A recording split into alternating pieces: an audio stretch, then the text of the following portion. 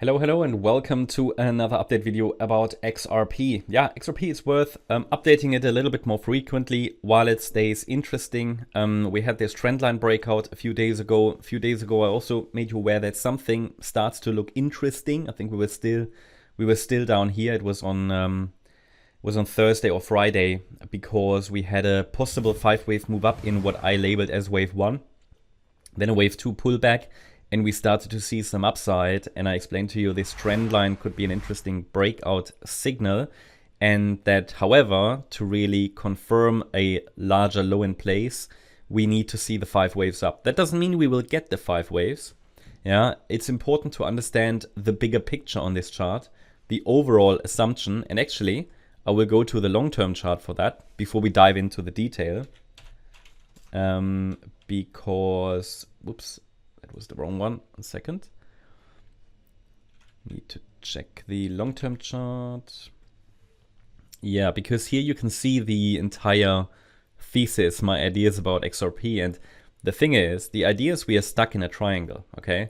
And that obviously indicates indecision. So it could be a wave 4 triangle, which will break to the upside. It could be a B wave triangle, which will break to the downside.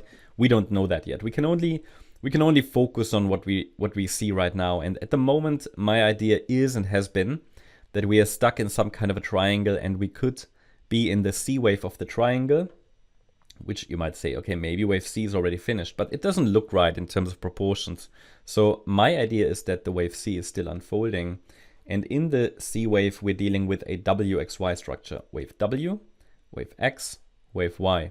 And the idea was that somewhere here, we expect wave X to finish. I mean, these are not clear setups, okay? In Elliott wave, we're always looking for 5-wave movements to the upside. In a triangle, it just means we have a range, be on the side of caution. We don't have a strong uptrend.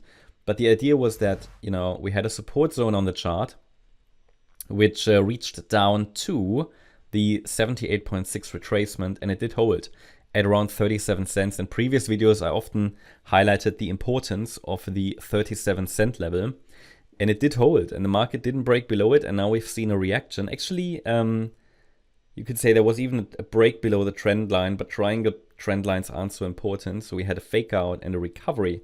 Now, obviously, the idea is, okay, we could have started wave Y. I mean, the clearest signal for that would be a 5-wave move up.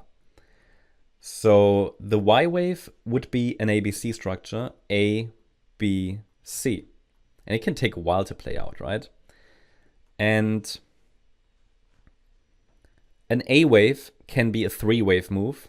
An A wave can be a 5-wave move. So that means, I hope that puts my comment from the beginning into perspective. We don't need to see 5 waves. It could simply be a 3-wave move and we still go up higher, essentially, right? So it's not like we have to see 5 waves. No, we don't. It's just that if no 5 waves show, it is less clear. And XRP doesn't like to form 5-wave structures. It would be something nice, you know, if XRP could really give us a 5-wave move, then we could formulate a new support zone for the B wave pullback, and we actually have a decent setup for the C wave rally. For now, we might still be stuck in that A wave. And I mean, you know, it could even be that there's another layer of ABCs in between, but we don't know that yet. But just want to show you we are moving up in a corrective rally if this is the Y wave of wave C. And we don't have to get 5 waves. It could simply be a 3-wave move up, and that's it. So let's go back to the smaller time frame. Before we do that, quick thank you to everybody who actually voted for our cryptocurrency poll here on X. So you guys selected NEAR. So I will publish a NEAR video here today on X. Make sure that you follow us here as well. You'll find the link in the description, and make sure that you only follow the account with the blue check mark, and we would never contact you directly on social media. If you follow MCO here on Twitter, you will get additional updates and also all kinds of stuff. But yeah, pay attention to the NEAR video that's going to come out. So let's go back to the smaller time frame.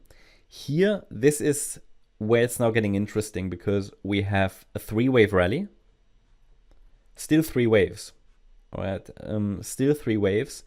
And I gave you a set of fib levels to watch for. We've already reached the 200% extension level. I mean, again, that's not that's not, I mean, normally the first ideal target I want to see for a third wave is the 1.38 extension, 50.5 cents. That's broken. That's okay. It's not uncommon. You know, a third wave usually extends. So I often say and often teach it in the membership, third waves, we have to expect extensions.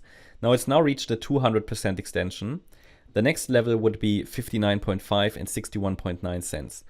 Is it possible the third wave is finished? Yes. If the third wave is finished, then I'd like to see a bit more of an extended, maybe 1 or 2 days wave 4, because this, I would have problems to call that really the wave 4 already. It might just be part of the third wave still. So if we push higher now directly, the next levels to watch are 59.5 and 61.9 cents, and I would call it an extension of the third. If we see a nice and clear ABC structure, then I could look at that as wave 4.